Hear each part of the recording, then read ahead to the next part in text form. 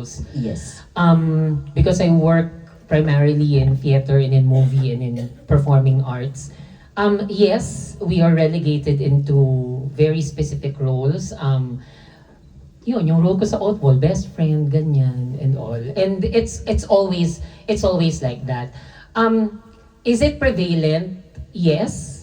But I think we are making strides in expanding the roles that LGBTQIA+ performers were able to do. For example, it was mentioned earlier that I played Rosana in Mula sa Buwan. The role of Rosana in Mula sa Buwan is traditionally played by a woman. So back in 2018 when it was offered to me, sabi ko, oh my God, okay, so gagawin ko. But the direction during that time is, can we play it androgynous? So hindi siya full-on queer when I played it back in 2018. Sabi ko, oh okay, sige. Because during that time, I have an alternate who's a woman, cisgender woman. Yun, that's in 2018. But during that time, parang para sa akin, wow, it's a big thing because, you know, a role traditionally played by a woman being given to a queer actor. So, yay, parang that's milestone already.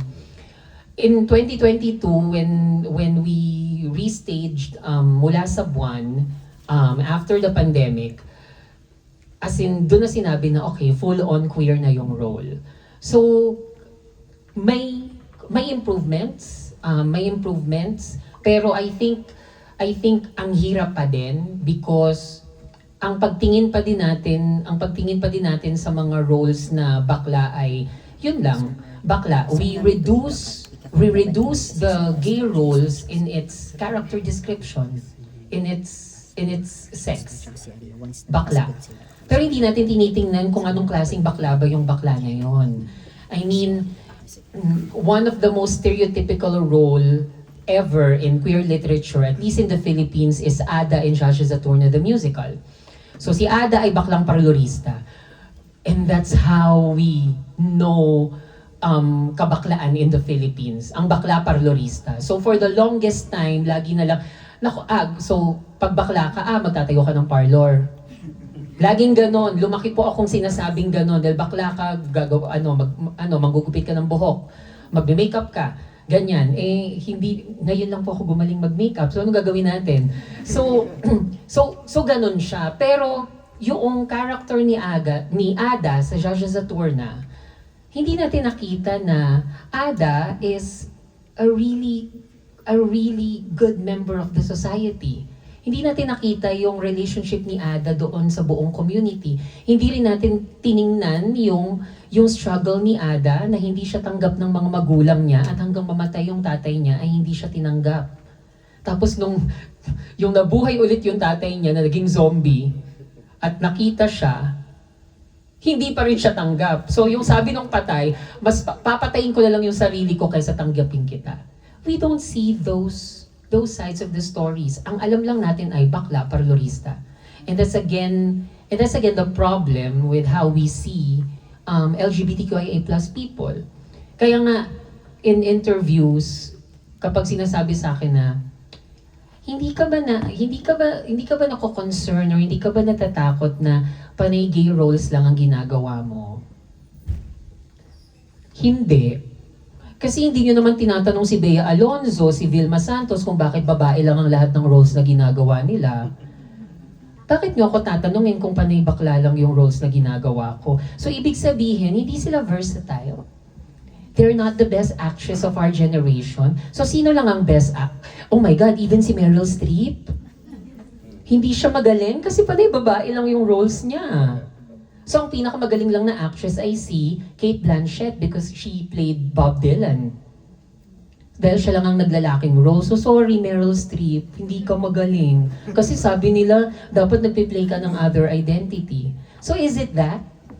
So I think again, we should break that stigma. So ako, I'll play as many queer roles as possible because I'm good in playing those roles. And I think kapag tinitingnan natin in terms of artistry, hindi natin tinitingnan kung kung napiplay niya ba yung lalaki o babae. Napiplay niya ba yung character. I think versatility is how you're able to play emotions and not really characters. Because di ba ang sinasabi nga natin, yung nararamdaman ng lalaki, nararamdaman din naman ng babae. So, bakit pag bakla, kailangan niyang mag-play ng straight o ng lalaki para sabihin na magaling siya? I'm sorry, pero hindi po ganon. Tanungin niyo muna si Bea Alonzo, si Vilma Santos, si Christopher De Leon, na never pang nagpi-play ng gay role, who we consider is the best actor in the Philippines, but hindi niyo pa siya tinatanong.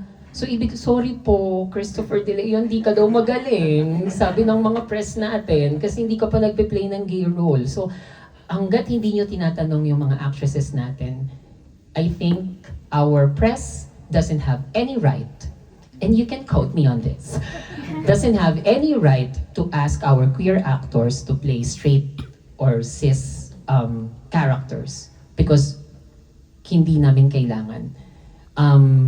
And aside from that, for the straight actors, our lives is not characters that you can play to win an award, because we can play those roles.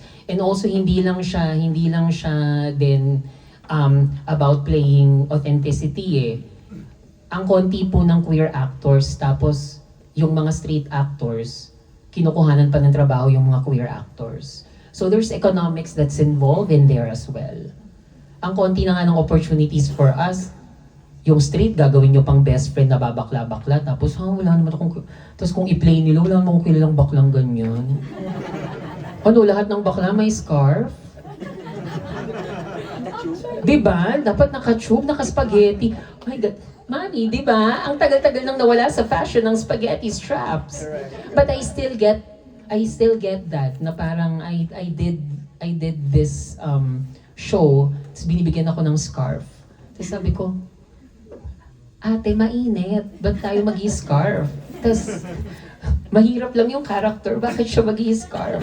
Tapos sabi niya, ay kasi po para po malaman na bakla siya. Hindi pa ba ito sapat? Hindi pa ba sapat to? Sabi kong ganyan. Pero they really insist. They really insist in that I wear a scarf. Tapos sabi ko, pwede ba tayong magkaroon ng compromise? Magta-tuck in ako.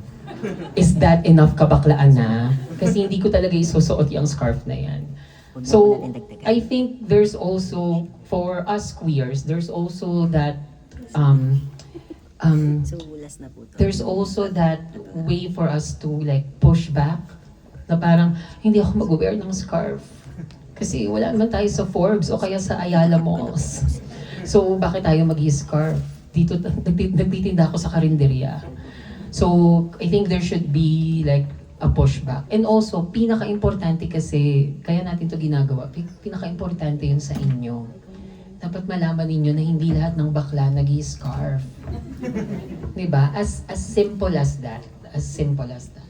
Alright, thank you so much, Fee. Well, ang dami kong natutunan, actually. Alright, so, our next question and our last question from us. Alright, so how would you advise people who